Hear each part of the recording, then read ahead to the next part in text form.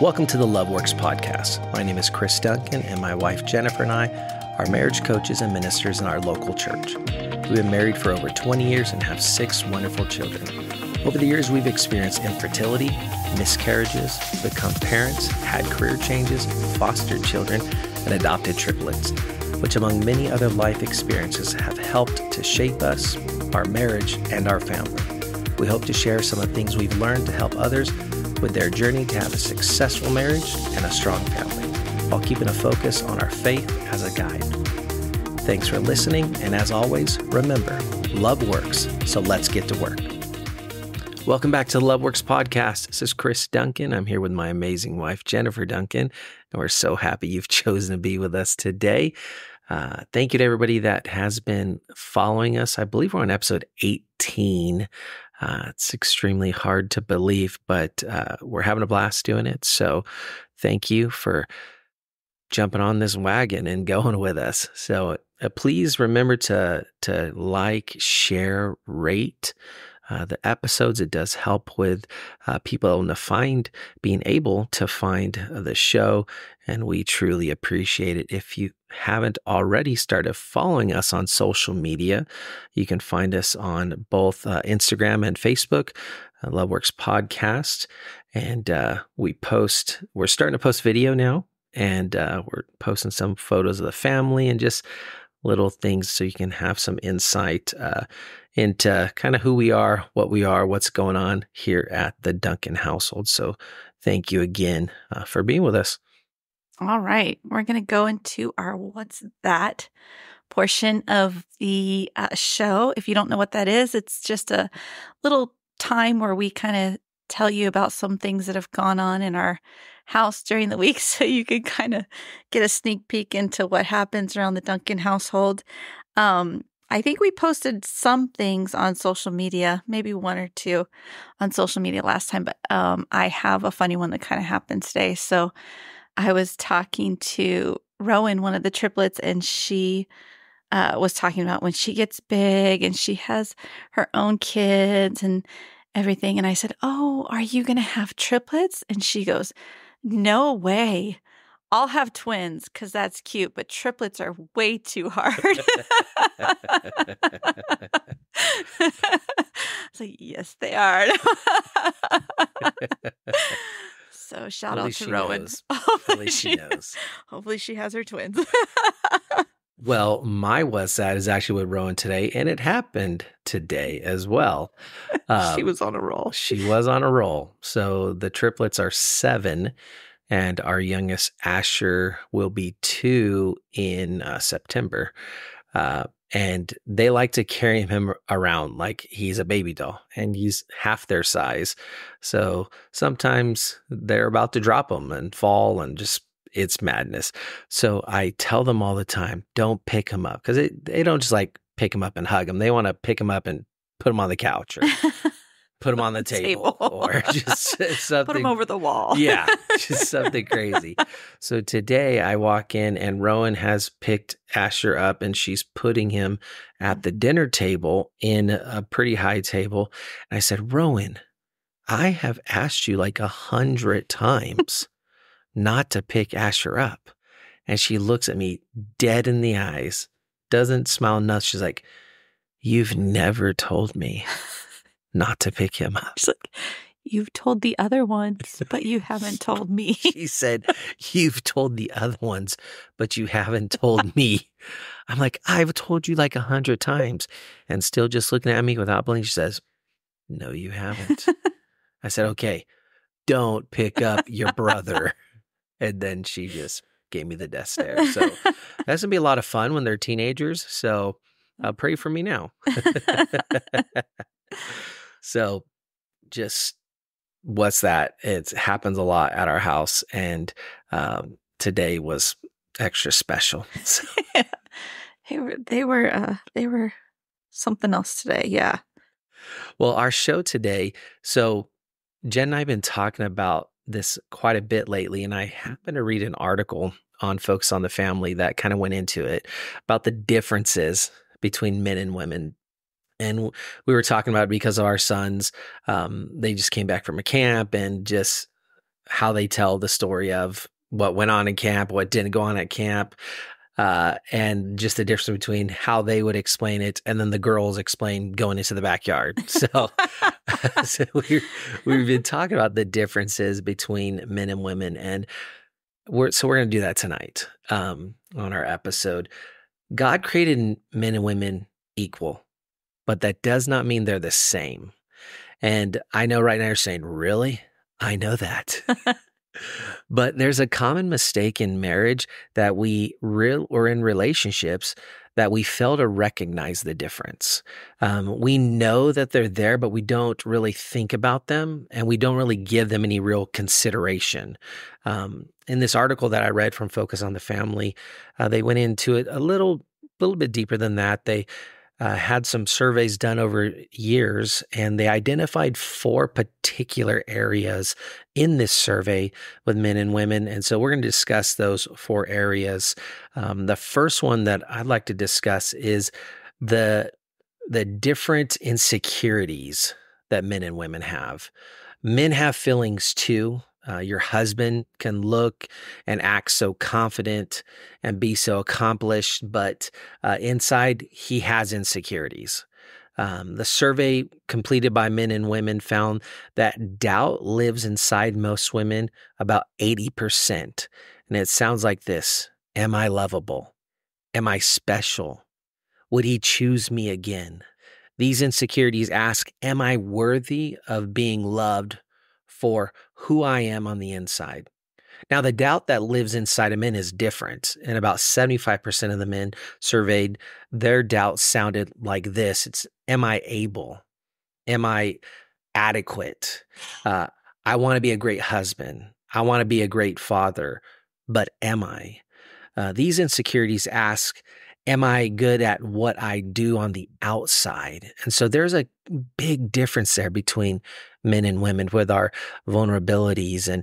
And if these vulnerabilities are not acknowledged, they can lead us to unintentionally causing harm to each other in our relationships. And with those vulnerabilities or insecurities, there's some sensitive spots that I think can really go not noticed, but unthought about. Or taken the wrong way, I think. You taken the wrong way. Why are they acting that way, or why are they doing that this way? Absolutely. There was an example that I was thinking about. There's a husband, and actually we had something similar to this, and I didn't feel exactly this way, but a wife went on a retreat, a ladies' retreat, and left the kids at home with the dad.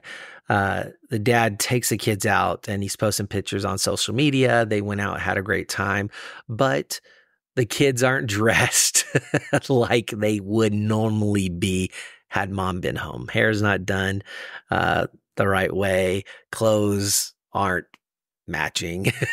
They probably are clothes that you wear in the backyard and not out. And so the wife gets home and she says to the husband, why'd you take the kids out looking like that? Now, she's not thinking anything really of that. It's more of kind of like comical, like, dude, the kids are a wreck. They look like a wreck. And you took them out. But she doesn't realize that the husband, he's hearing that question like, I think you're a lousy dad. He's thinking, I did a wonderful job. The kids survived the weekend number 1. They're still alive. They're still alive. And we went out and did some fun stuff. He's not thinking that none of the girls' hair was done. Shoes didn't make it home, Shoes didn't make it home. I mean, maybe they didn't have any to begin with. They didn't have. I've taken kids out without shoes, but that's just to the car. We weren't going anywhere. But that's the difference between men and women. She's saying, hey, why'd you take the kids out looking like that? And he's thinking, you're calling me a lousy dad. That was never meant by that statement by the wife, but that's how the husband heard it. That's how men hear that. On the flip side, you can have a husband and wife, man and woman in a relationship have a difficult conversation. They have an argument. And to deal with the tension from the argument, the guy decides he's going to leave and go to the gym. He just needs some space. And he's going to work out his frustrations, and it's going to be all good. Him leaving is telling the woman, I don't mean enough for you to stay around. He didn't mean that. We had the argument. We had the conversation. Now I'm going to go and get some space. I'm going to go to the gym. I'm going to burn off some of this frustration, come back, and it's going to be great. We'll be all good. That's the differences between men and women. She's thinking he left because I'm not good enough for him to stay with. And so those are the little things that, neither of those feelings are correct, right? Feelings lie, but they still hurt. Even though they're not correct, even though they're lying, she wasn't telling the husband he's a terrible dad, and he wasn't telling the wife that he didn't want to be around her. They were just dealing with situations differently, how men and women do so, but it hurt. And so that's where I think we can do a better job in all of our relationships, is not only knowing, okay, we're different, we're men and women, we're different, but really thinking about that in how we respond to a situation, how we address a situation. And I really think that will help avoid some unnecessary hurts. Yeah. And just realizing this is why they're reacting this way, not because they hate me, they don't want to be around me, but because they need to process it different, or not because they think, I'm a terrible person, I can't parent my kids. Yeah. But this was like a funny situation, Totally. to them. So that is huge. And the thing is, these little things can build up. We could say, oh, this is one instance. But if you have these instances over and over and over, it just builds and builds and builds until you both think each other have different goals, different, things. You're on different paths. You're not the same person. And it can just really wreck a beautiful relationship very quickly. So when we slow down and make ourselves aware and really conscious of these sensitive places, and understand how each other, once you've been with your partner for any length of time, you start to understand how they respond to things, how they see things, and how they react. And so once we slow down and really think about that, I think we'll be able to take care of our partner in a way that he or she needs, not in the way that we think or how we need, because our needs are different. Again, men and women, we're different. God created us equal, but we're not the same. So that's the first thing that I want to discuss. Number 2 is different insecurities lead to different emotional needs. Once we learn or understand that there are different insecurities, we can give them what they need emotionally, right? Once we understand, hey, this is how they're feeling, now I know what to say, or now I know how to interact. And I think sometimes it's easy to just think about what we need in the situation, right? I needed to talk to him, but he left for the gym. He doesn't love me. He just leaves. Every time there's a conversation, he just wants to leave. He wants to get away from me. He's trying to run away. He's trying to run away from me. But we're not even taking into consideration how our spouse needs to deal with that situation, how their insecurities are playing into this, how their emotional needs are playing into this, how they're processing it mentally, emotionally, sometimes even physically, Yep. Most men's greatest need is to know that their spouse appreciates and respects them. So true. Ladies, if you don't know this by now, this is key in your relationship. Yeah. Your spouse thrives on your appreciation. Your spouse thrives on you telling your spouse that he is the greatest thing that you could have ever imagined. Like, he thrives on that. And that is really going to connect you. And it's so important, because I think sometimes we get in this mindset that, oh, men aren't emotionally available. Yeah. That, like, whole term, it really has nothing to do with them being available. Men do have emotional needs. Yeah. If you're a mom of a son, you understand that, right? You treat your spouse the way you want your son's wife to treat him one day. It's good. Because you don't want that woman yelling at him or not thinking about his emotions or not thinking about his needs or his wants. You want that lady to dote on that baby boy, right? Well, and think about this, and this is kind of funny, but the every crazy thing that any guy has ever done since the beginning of time was because of the affirmation and the celebration that they've received from somebody. Yeah. Like, dude, do you this. can do it. You can do it. Yeah. I know you can jump off this roof into that. You got this, man. You got it. And because of that, he jumps off the roof and may or may not make it into the pool. So very rarely does that happen with females. And it's the same. They never grow out of that. Most men constantly question how others view them. So they're filled up by knowing that their wives have noticed what they do. Yeah. Saying thank you, or you're doing a great job, or you're a great husband. You are everything I dreamed of, is like if he would come home and bring you a room full of roses. Yeah. It's that same emotional high that you get as a lady receiving those, knowing that your husband's thinking about you, is how a man responds to that affirmation. So it's so critical that we're aware of that.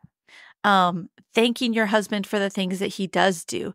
Thank you for taking the kids all weekend. Thank you for letting me do this. Thank you for letting me do that. I think so many times we just think, oh, well, they should have done this anyway. Well, we should do things too, but just because we should do them and we do them, it feels good when someone notices. Yeah, when somebody appreciates you. You're right. There, a lot of these things you're thinking, I'm sure somebody's thinking right now, well, they should. That's their dad. That's their mom. That doesn't mean we don't thank them for that, right? You still want to be appreciated. Yeah. I still feel, and I know even as a woman, you feel like when your husband says, hey, babe, you're doing a great job with the kids, or the house looks wonderful, or this dinner's amazing. That's amazing. And if those are my whatever duties that we have established in our household, even though it's something that I always do, it makes me feel like, wow, somebody noticed and somebody actually appreciated it. And it makes me feel closer to my spouse.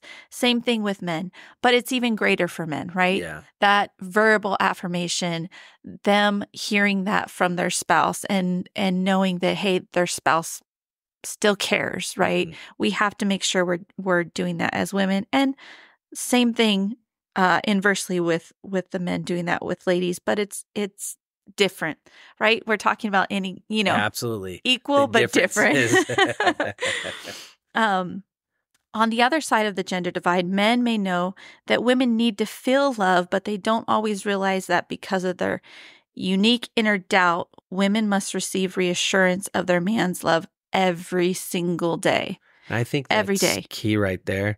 Every day. And I think we can get so busy. I'm talking to myself, can get so busy.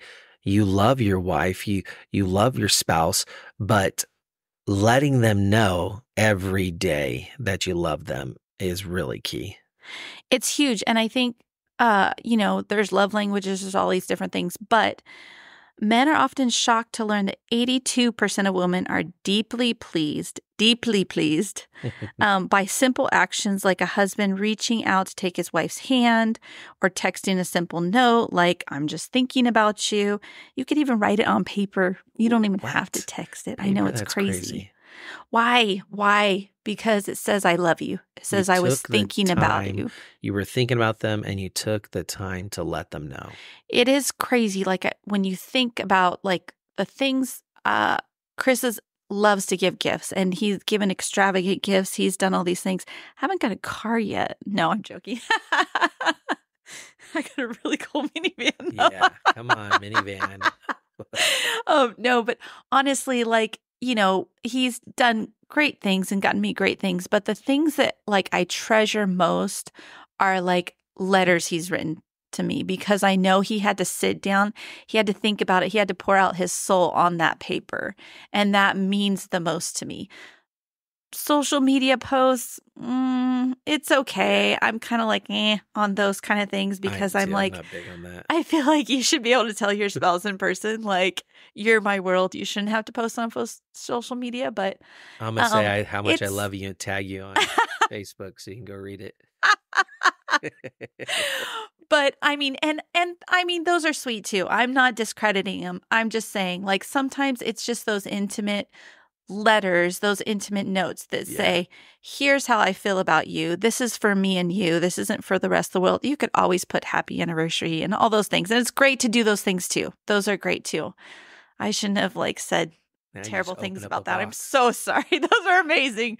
Go post all you want.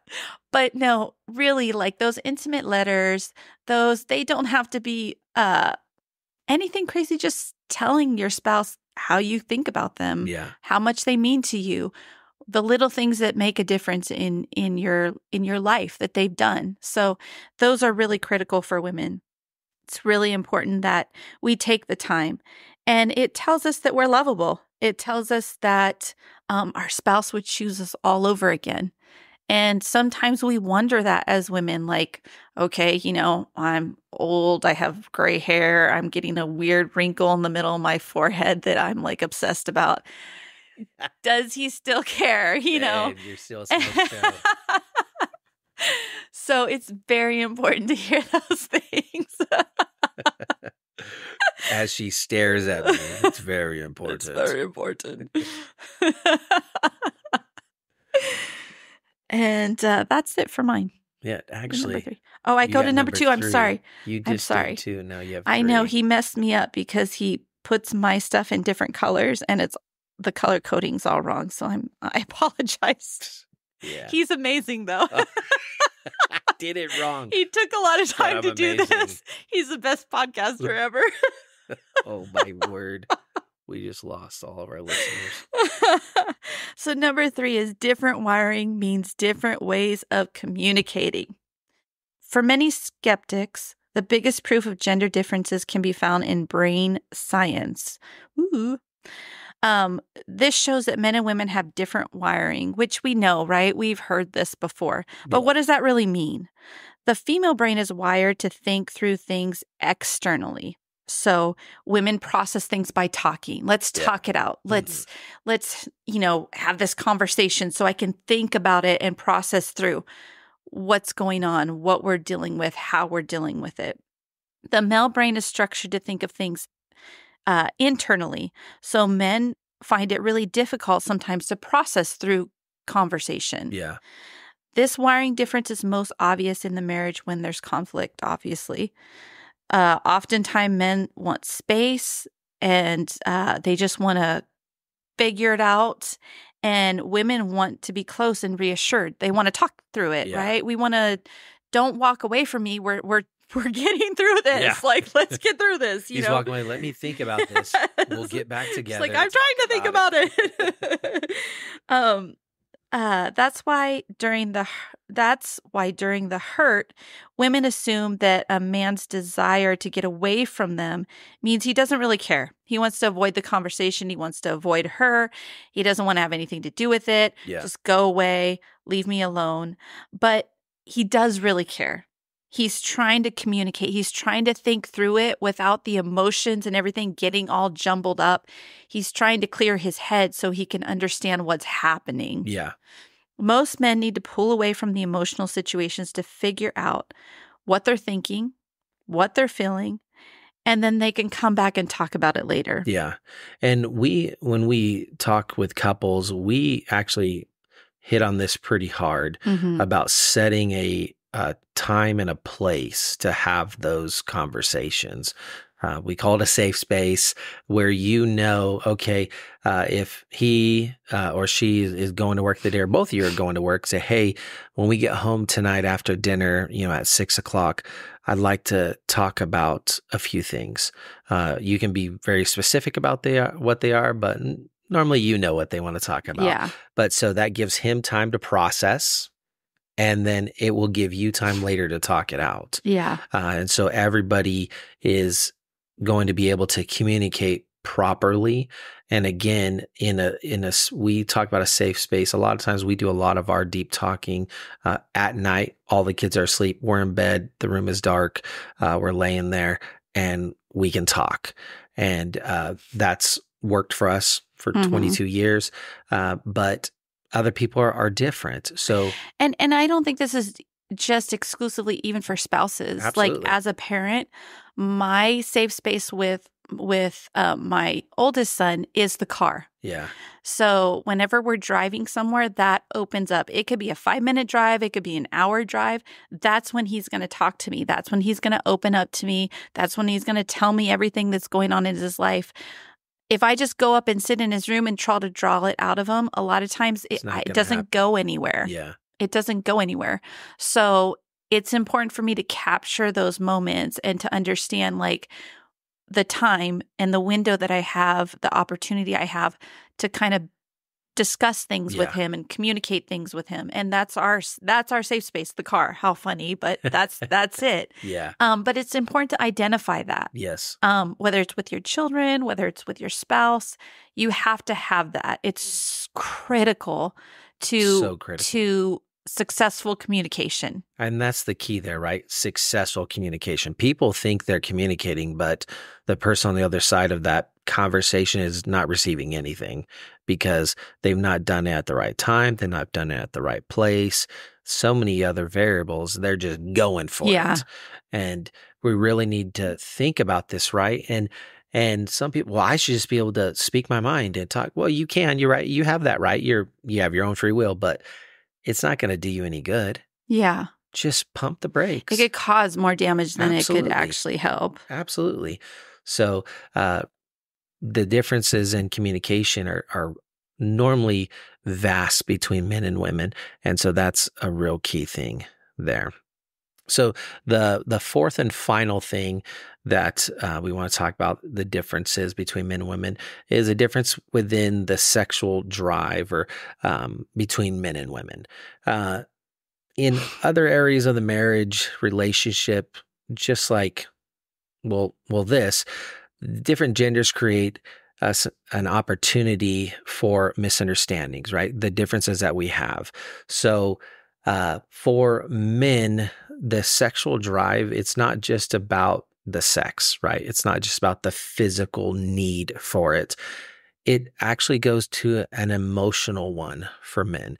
And I would say it's not just men, women as well, but more so I would think for men, and studies at least say this. So sometimes women can think, man, he always wants it. And it's just his physical thing. It's not just that. Number one, I don't want, this is going to sound wrong, but you should be thankful that he does because he finds you attractive, right? And he wants to be with you.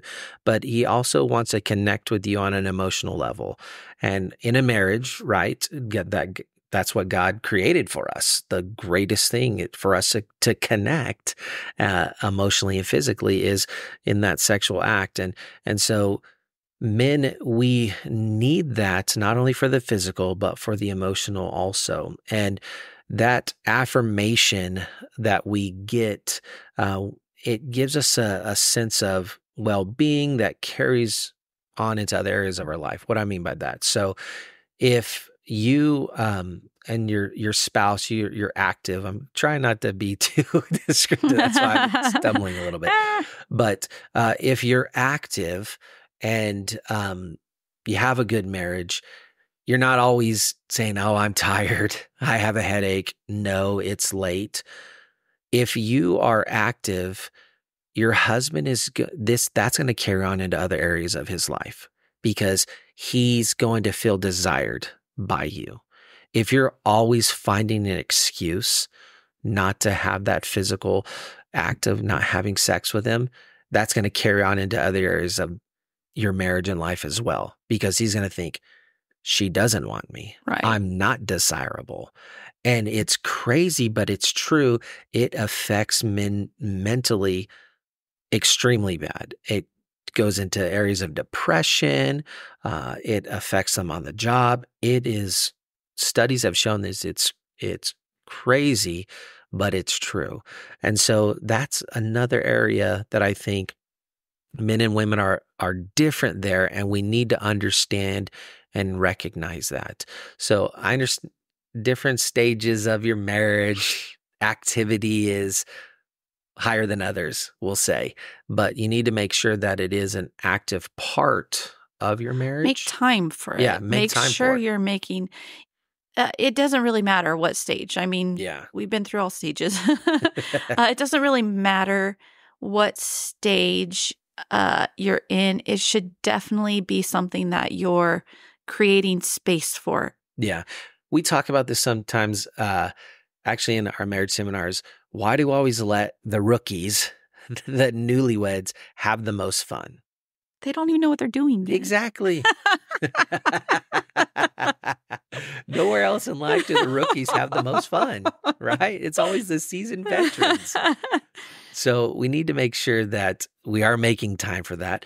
But how the difference is that I'm going to kind of contrast for the women in this area in sexual intimacy is men, you can't just go in thinking about yourself. Yeah. You can't. Women, they need to be led up to it. Jen has a really good analogy. What do you use about Disneyland? So when I talk about to our young marrieds, when we're doing our soon to be marrieds, we talk about making sure that, both spouses are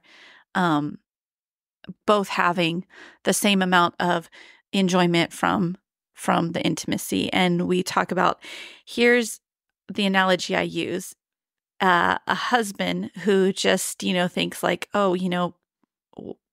just have sex and they have sex and have a good time and they're not making sure satisfied. that they're satisfied. They're not making sure that their wife is satisfied in sex. It's kind of like going to Disneyland. You and your husband go to Disneyland and it's amazing. You walk in Disneyland, you see Main Street. It's amazing. It's so beautiful, but you don't get to go on any rides. And your spouse goes on all these rides. He's enjoying the food. He's having a great time. It's amazing. And you're just sitting there. Yeah. And watching him. He's having a great time. It's amazing. And you are in the environment, but you're not experiencing the same thing your spouse is experiencing. If you did that constantly at Disneyland, you went to Disneyland every week and you did the same thing and you sat there every week, eventually it's going to build up resentment, right? You don't want to go back They're to Disneyland. having a good time. They're enjoying this. Why am I even here? Yeah. Yep. I'm not enjoying this. I'm just here. So someone to bring into Disneyland, so it's really important that a man makes sure that his wife is a part of the experience and not just the intimate act. Yeah. But leading up to that, there has to be physical affection. There has to be romance before the act. And for men, it's not as much, right? They don't because with testosterone, yes. men are ready in a moment's notice. Yeah. Really. And for a woman, she needs to feel close to her husband outside the bedroom. It starts before you get into the bedroom. For the man, you walk in the bedroom and instantly he's thinking, all right, let's go, And for the wife, she's not thought about that at all day because you've not kissed her. You've not touched her. You have told her that you love her. She's pretty, nothing. You haven't got her ready at all. Yeah. And then now you're just like, let's go on the ride. Yeah. And she's not enjoying anything.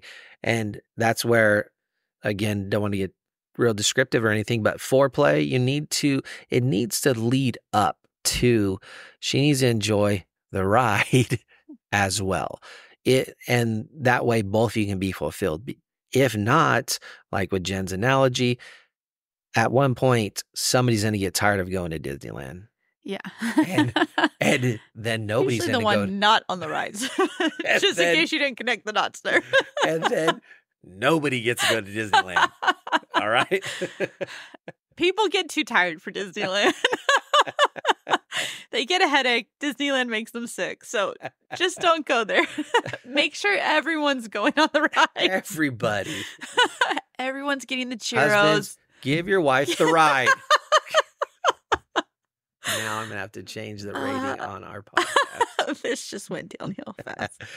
So, difference between men and women. We've generalized a lot in this episode. I know that.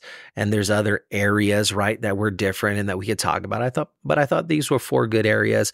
And generally speaking, they apply to men and women the same. So, thank you so much for joining us. Now you're thinking, if you have followed along with us, now they're going to give us some biblical context. Right? We're going to go to Songs of Solomon. I know. I was going to go to Song of Solomon, but I'll spare you. I went to Genesis 2:21 through 22. And the Lord caused a deep sleep to fall on Adam, and he slept, and he took one of his ribs and closed up the flesh in its place. Then the rib which the Lord had taken from man, he made into woman, and he brought her to the man. Again, God created us equally, but that does not mean that we're the same. So remember that. Let's be the best that we can for each other and just see how amazing that your marriage can be, your relationship can be. So we're going to close on a prayer. Dear Lord, we thank you again for this opportunity, Lord, just to share our hearts today. Lord, I pray that something we've said helps somebody, helps our marriage, helps our relationship. Lord, we thank you. We praise you. In Jesus' name we pray. Amen. Always remember, love works. So let's get to work.